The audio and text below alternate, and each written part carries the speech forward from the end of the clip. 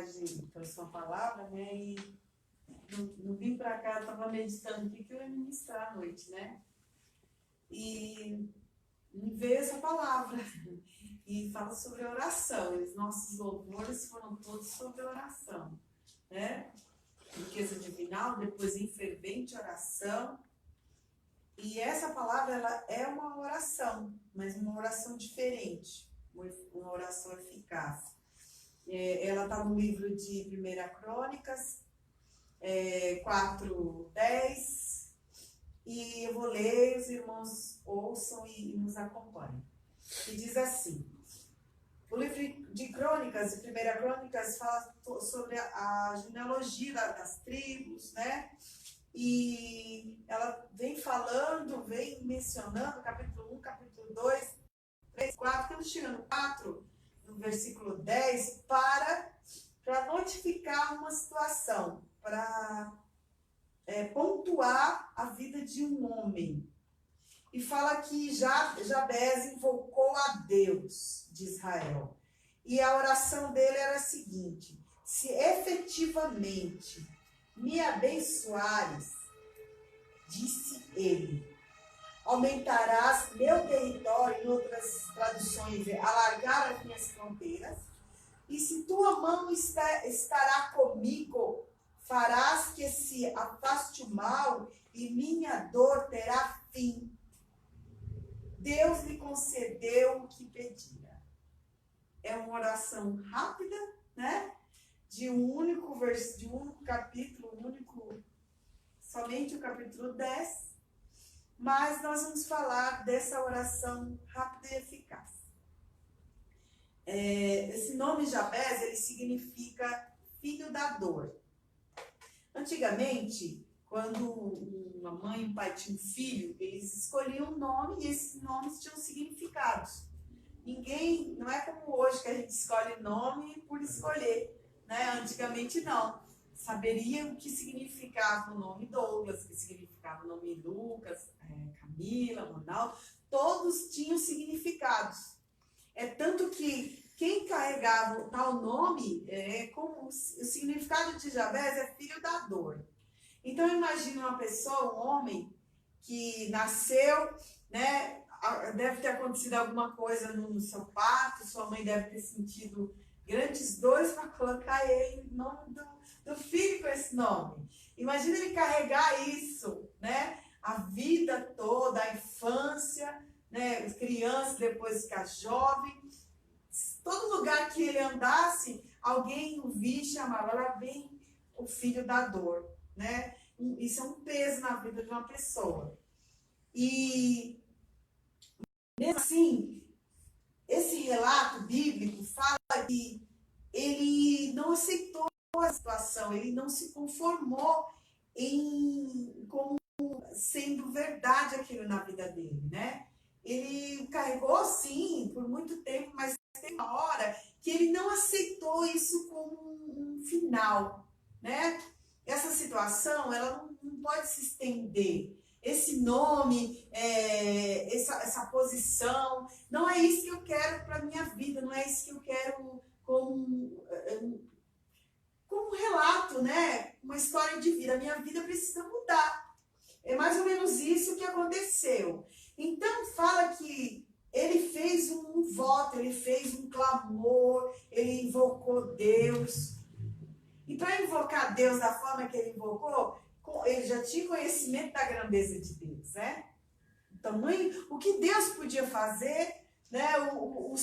Tinha conhecimento dos feitos de Deus, com certeza através do falar, através dos testemunhos. Hoje nós temos grandes feitos de Deus através da Bíblia, né? Dá para nós lermos, não somente através da Bíblia, mas através da vida das pessoas, dos seus testemunhos, né?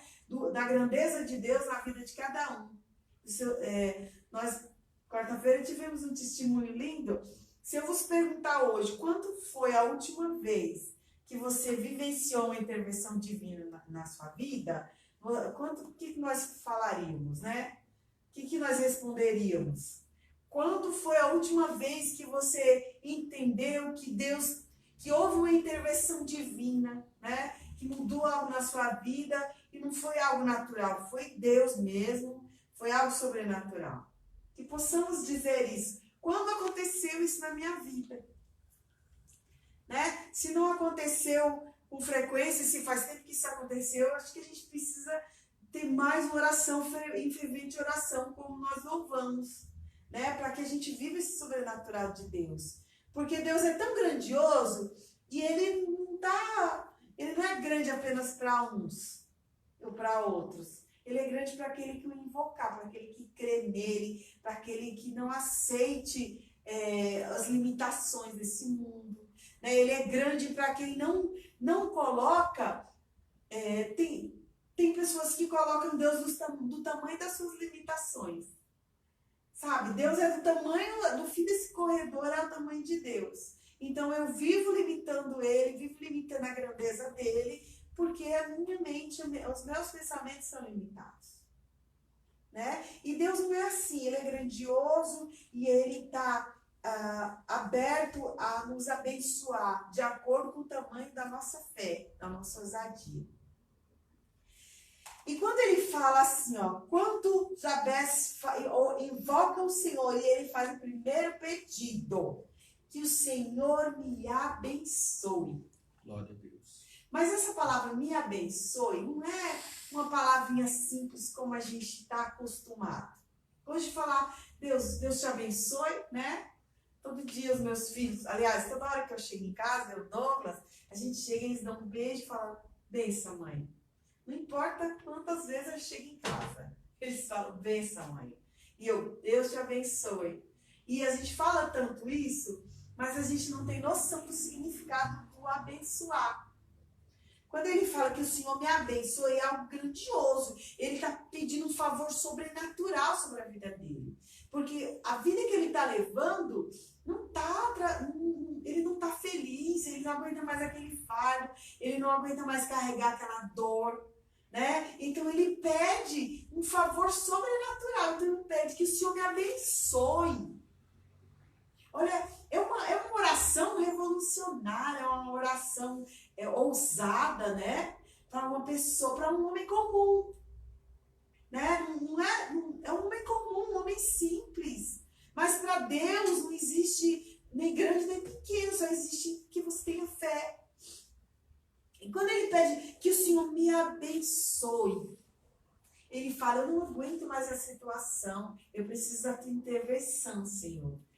É lindo isso. Aí ele continua, né? Ele continua quando ele pede para ser abençoado, quando ele pede para o Senhor mudar os meus caminhos, o Senhor mudar a minha história, ele está pedindo, aí ele vem em seguida e diz assim, ó, aumenta meu território. Em outras versões fala, aumenta as minhas fronteiras, né? E o que a gente entende com isso? Quando eu peço a bênção de Deus, eu não estou pedindo nada pequeno, porque Deus não é pequeno, Deus é grandioso. Então ele vai colocar coisas grandes nas nossas vidas. A gente pede, Senhor, me abençoa. Sabe o que você está pedindo? Quando você pede, me abençoa, e em seguida ele fala, alarga as minhas fronteiras. Alarga o meu campo de visão, né? Me dá mais oportunidade. Não é verdade? Ele pede, aumenta o meu território, ele está pedindo, eu quero mais influência, eu quero mais responsabilidade, né? Mais oportunidade, é isso que ele está pedindo. Aumentar território, né? Aumenta a minha capacidade. É como se eu tivesse um território desse aqui, essa metragem, e eu estou pedindo para o Senhor triplicar para mim. Automaticamente, o que me vem? Mais responsabilidade. Né? Então, quando a gente pede ao Senhor que nos abençoe, aumenta as minhas fronteiras. Provavelmente aqui ele estava pedindo terras mesmo, né? De acordo com estudos, né, isso aqui fazia parte nas divisões das terras. Ele, como um dos filhos, pegou um território pequeno. Então, ele não se conformou também com aquilo e pede que o Senhor alargue as fronteiras dele. Né? Porque, antigamente, a pessoa era tida como uma pessoa de posses por suas terras. Mas, para a nossa vida, pedir que o Senhor aumente as nossas fronteiras, aumente a nossa capacidade. Olha, dificilmente a gente pedir nas nossas orações isso. Senhor, aumenta a nossa influência, né? Influenciar as pessoas, aumenta em nossas vidas, nos dá mais oportunidade para crescer. É difícil a gente pedir isso. Tira as limitações nossas, né? Amplia meu campo de visão, me dá mais sabedoria. É dificilmente a gente pedir isso. A nossa petição é sempre diferente, é algo pronto. Tudo que a gente pede, observa que a gente já pede pronto. Mas não existe isso. Deus nunca vai nos dar nada pronto, senão como é que a gente vai sustentar? A gente se quebrar, como que a gente vai reinventar, refazer? Então ele nos capacita, né, para que a gente aprenda a construir. Não vai dar nada de mão beijada, não vai dar nada de graça para nós. Ele vai nos dar as ferramentas e a forma de construir isso. Então, para a gente pedir algo maior para nossas vidas, ele vai nos capacitar, né? Vai nos ensinar a cuidar, né? Vai tirar as limitações, vai tirar o eu não posso, não é para mim, isso é difícil. Tudo isso, todas essas limitações, o Senhor vai tirando. Então, em vão nós pedimos algo grande para Deus e não estamos prontificados a vivenciar isso, a se esforçar mais, né? A se dedicar mais, né? A buscar mais conhecimento. Porque senão a gente vai se perder, né? E não vai seguir em frente, não vai terminar a caminhada. Então a oração desse homem, ele pede a bênção de Deus e também pede aumento de território, que aumente a capacitação dele, para que ele possa, né, cuidar, para que ele possa crescer. E em seguida, ele fala assim, ó, que a tua mão esteja comigo. Glória a Deus. Essa tua mão esteja comigo, tua mão esteja comigo. Olha, então me abençoa, aumenta a minha capacidade, aumenta a minha influência, aumenta o meu território e que tua mão esteja comigo. Essa tua mão representa que o teu espírito, vamos dizer assim, nós hoje, né?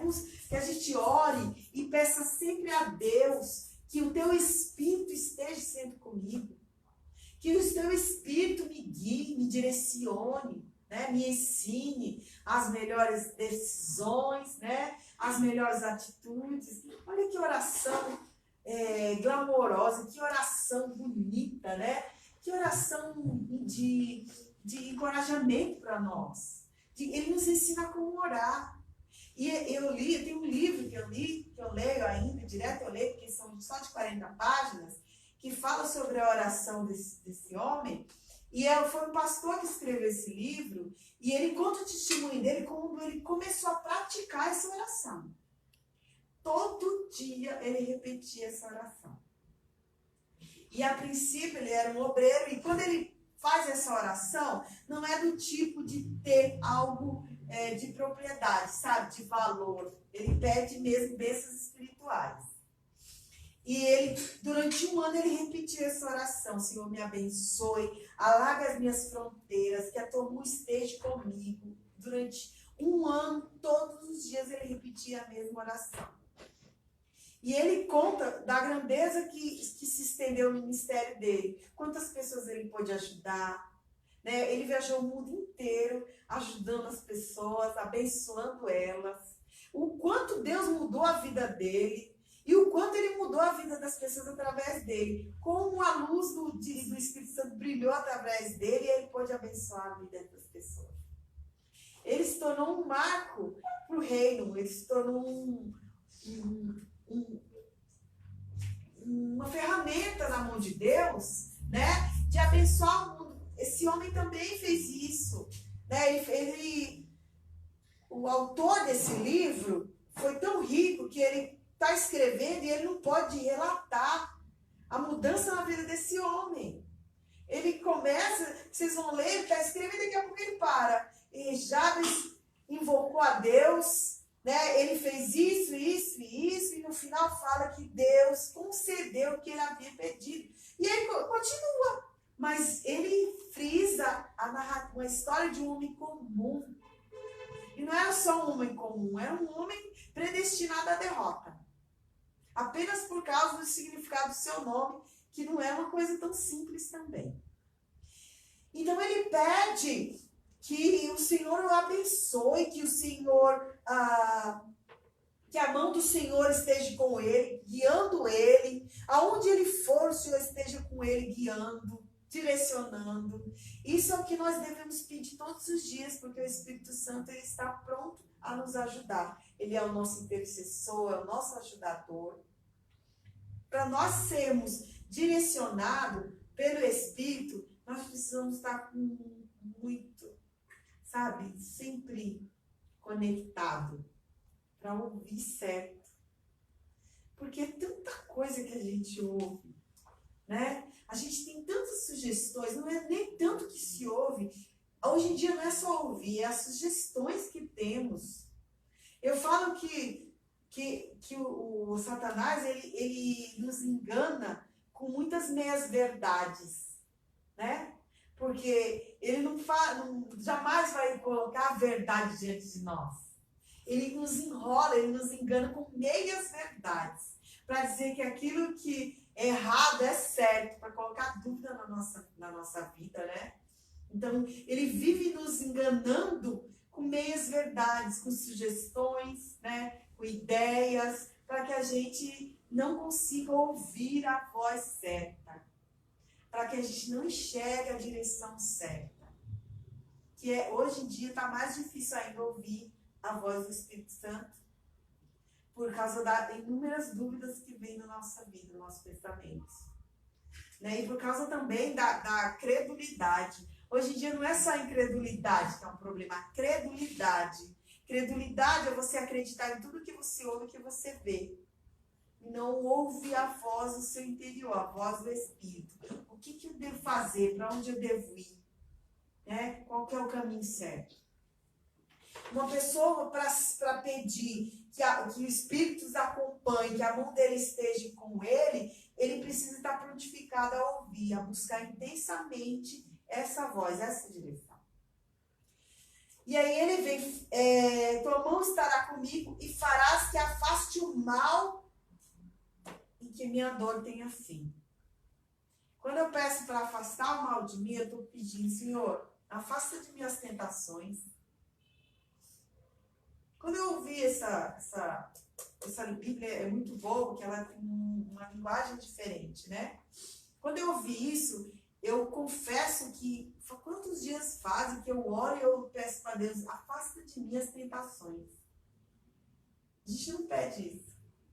Que o Senhor afaste de mim as tentações. É muito difícil nós pedirmos isso. Que o Senhor nos guarde das tentações. Como é difícil nós pedirmos esse tipo de oração. Na verdade, nós não pedimos nenhum tipo de coisa que seja espiritual para nós. Né? Que o Senhor nos enche com tua graça, com teu poder, né? Para que nós possamos abençoar. A gente só pede coisas materiais. A maioria das nossas orações.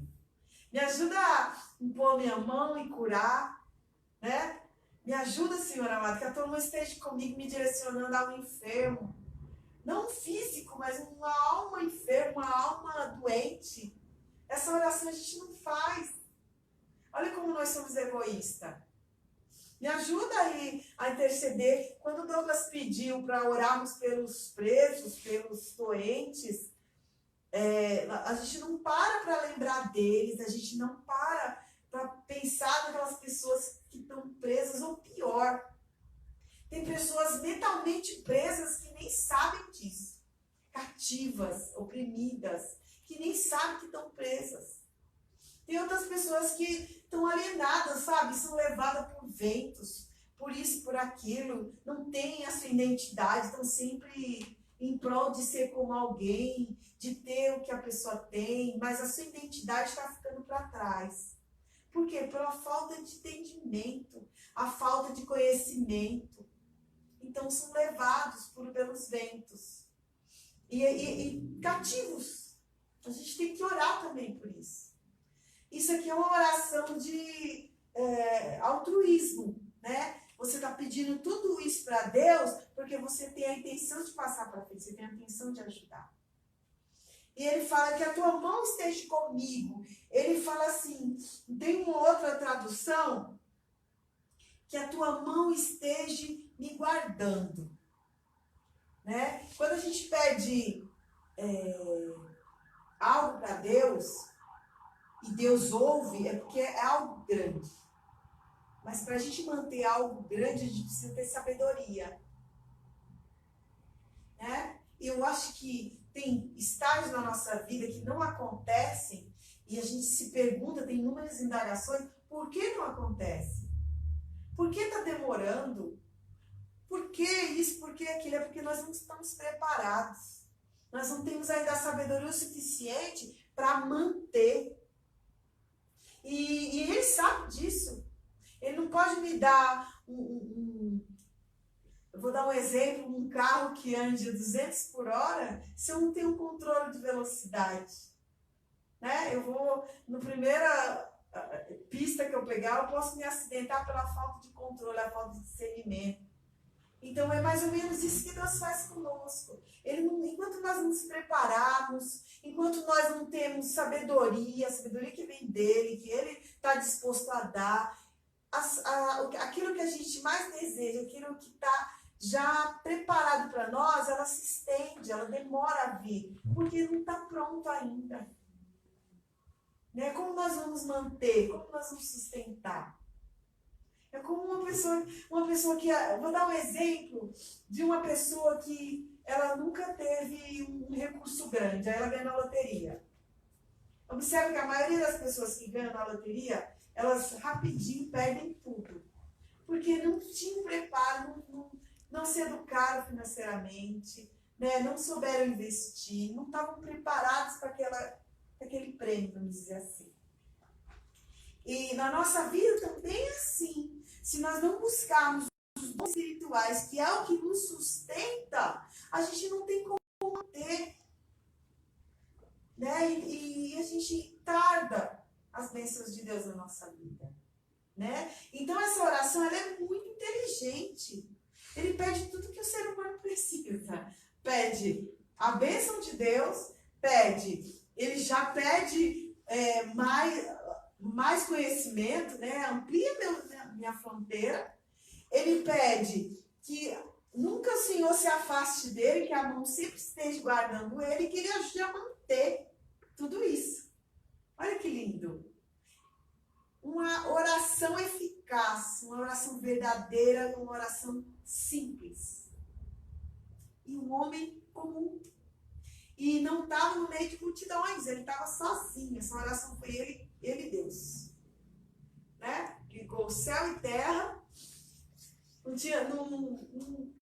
Tudo indica que ele não estava assim, no meio de inúmeras pessoas.